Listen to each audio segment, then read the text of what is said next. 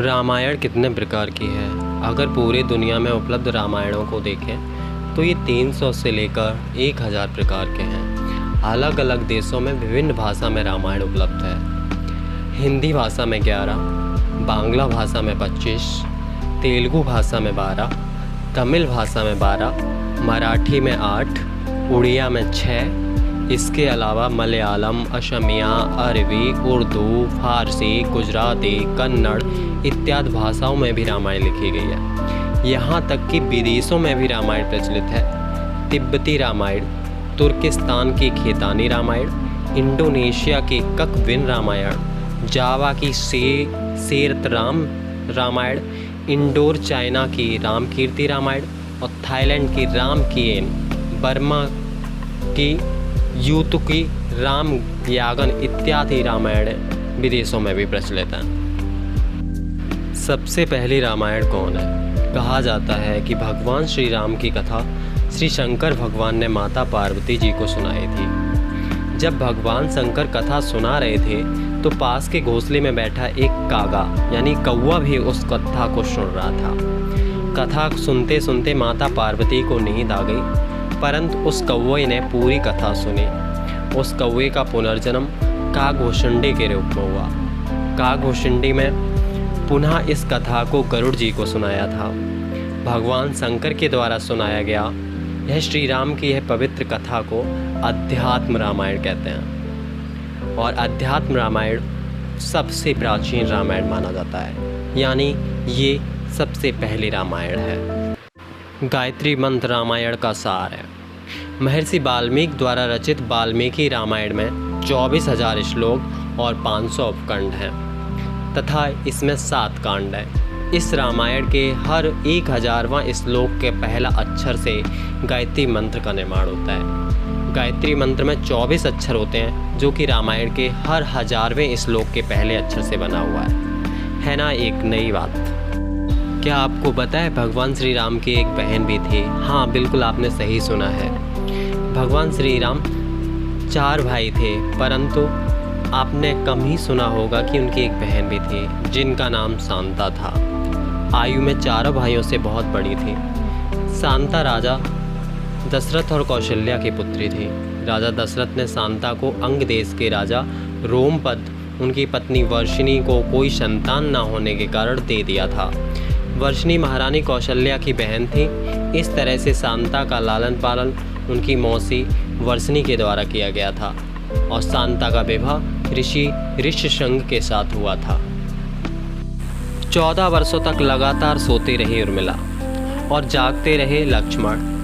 ऐसा कहा जाता है कि पूरे 14 वर्षों के वनवास के दौरान लक्ष्मण भैया और भाभी की रक्षा करने के लिए कभी सोए नहीं। जब वनवास की पहली रात को भगवान श्री राम और माता सीता सो रहे थे तब निंद्रा देवी लक्ष्मण के सामने प्रकट हुई।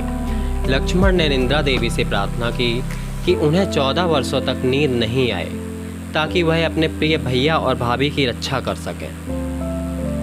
निंद्रा देवी उनके यह विचार जानकर कहा कि अगर उनके बदले कोई और सोएगा तब तो यह संभव हो सकता है। इसके बाद निंद्रा देवी लक्ष्मण के आग्रह पर उनकी पत्नी उर्मिला के पास गईं। उर्मिला सब कुछ जानकर 14 वर्षों तक सोने के लिए स्वीकार कर लिया। इस प्रकार लक्ष्मण 14 वर्षों तक जागते रहे और उनकी पत्नी उर्मिला 14 वर्षों तक सोती रहीं। श्री राम विष्णु भगवान के अवतार थे, परंतु उनके भाई भरत, लक्ष्मण और शत्रुघ्न किनके अवतार थे शायद ये आपको पता नहीं होगा, तो आइए हम आपको बताते हैं। लक्ष्मण जी शेष नाग के अवतार थे। भरत भगवान विष्णु के हाथों में धारण किए गए सुदर्शन चक्र के अवतार थे। वहीं शत्रुघ्न भगवान विष्णु के हाथों में धारण किए गए शंख के अवतार माने जाते हैं।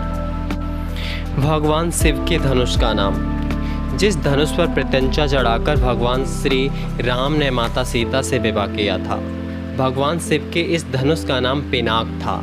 यह वही धनुष था जिसके एक तीर से भगवान शंकर ने त्रिपुरासुर की 3 नगरियों को धराशाही कर दिया था। इस धनुष के टंकार से बादल गरजने लगते थे तथा पर्वत हिलने लगते थे। कुंभकर्ण के 6 महीने सोने का कारण। जैसा हम जानते हैं कि कुंभकर्ण 6 महीने तक लगातार सोता था तथा एक दिन खाने के लिए उठता था। दरअसल एक बार कुंभकर्ण ने तपस्या करके भगवान ब्रह्मा को प्रसन्न कर लिया और ब्रह्मा जी ने उससे वर मांगने को कहा। यह देखकर इंद्रदेव परेशान हो उठे, कहीं ये हमारा इंद्रासन ना मांग ले।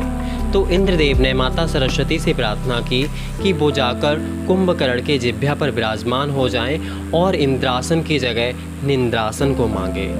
फलस्वरूप ऐसा ही हुआ, कुंभकर्ण ने इंद्रासन के बदले निंद्रासन को मांग लिया, जिसके कारण वह 6 महीने सोता था तथा 1 दिन के लिए जागता था। भगवान श्री राम ने अपने प्रिय भाई लक्ष्मण को दिया मृत्युदंड। यह सुनकर शायद ही आपको विश्वास नहीं हो रहा होगा, लेकिन यह सच बात है। एक समय की बात है, यम देवता किसी विषय पर चर्चा करने के लिए श्री राम भगवान के पास आए। बातचीत प्रारंभ करने से पहले यम देवता ने भगवान श्री राम से कहा कि जब तक हमारे बीच में बातचीत होगी वहाँ कोई नहीं आएगा। अगर कोई आया तो उसे आपको मृत्यु दंड देना होगा। तब श्री राम ने लक्ष्मण जी को द्वारपाल नियुक्त किया और कहा, जब तक मेरे और यम के बीच में बातचीत होगी तब तक कोई अंदर ना आ पावे। अगर कोई अंदर आया तो उसको मृत्यु दंड दिया जाएगा। थोड़ी ही देर के बाद श्री राम से मिलने दुर्वासा ऋषि आ गए। लक्ष्मण ने उन्हें विनम्रता पूर्वक समझाने की कोशिश की, पर दुर्वासा ऋषि अपने क्रोधित स्वभाव के कारण मानने को कहाँ तैयार थे और उन्होंने पूरी अयोध्या नगरी को श्राप देने की बात कही। जब लक्ष्मण ने ऐसा सुना तो उन्होंने अयोध्या को बचाकर अपना बलिदान देना उचित समझा। उन्होंने श्री राम भगवान को जाकर दुर्वासा ऋषि के आने की सूचना दी। यह देखकर भगवान श्री राम एक दुविधा स्थिति में पड़ गए कि अपने प्रिय भाई को मृत्युदंड कैसे दें। तब उन्होंने गुरु वशिष्ठ से संपर्क किया। ऋषि वशिष्ठ ने उन्हें कहा, किसी प्रिय व्यक्ति को त्याग देना उस मृत्युदंड के समान ही है। श्री राम ने लक्ष्मण को त्याग करने का निर्णय किया। यह जानकर लक्ष्मण जी को बड़ा दुख हुआ और उन्होंने मृत्यु को गले लगाना उचित समझा और उसके कारण उन्होंने जल में समाधि ले ली। रावण की बहन शूर्पणखा ही चाहती थी रावण का सर्वनाश। आखिर ऐसा क्या, तो मैं बताता हूँ। लक्ष्मण के द्वारा रावण की बहन शूर्पणखा के नाक काटे जाने के बाद रावण ने माता सीता का हरण किया था, लेकिन यही शूर्पणखा रावण को श्राप भी दिया था कि उसका सर्वनाश हो जाए। एक बार की बात है, शूर्पणखा के पति विद्युज्जीव्य कालके नाम के राजा का सेनापति था। जब रावण विश्व विजय अभियान के दौरान उसका युद्ध कालके के साथ हुआ, युद्ध के दौरान रावण ने कालके के सेनापति विद्युज्जीव्य का वध कर दिया। अपने पति की मृत्यु से दुखी होकर शूर्पणखा ने ही रावण को का सर्वनाश होने का श्राप दिया था। रावण एक उत्कृष्ट बीड़ा वादक भी था। यह तो सबको पता है कि रावण एक विद्वान था तथा चारों वेदों का ज्ञाता था, परंतु क्या आपको पता है कि रावण एक उत्कृष्ट बीड़ा वादक भी था, जिसके कारण उसके प्रत्येक ध्वज में बीड़ा का चित्र होता था। रावण का यह वाद्य यंत्र बजाना बहुत पसंद था। हालांकि अपनी इस विद्या को रावण ज़्यादा महत्व नहीं देता था।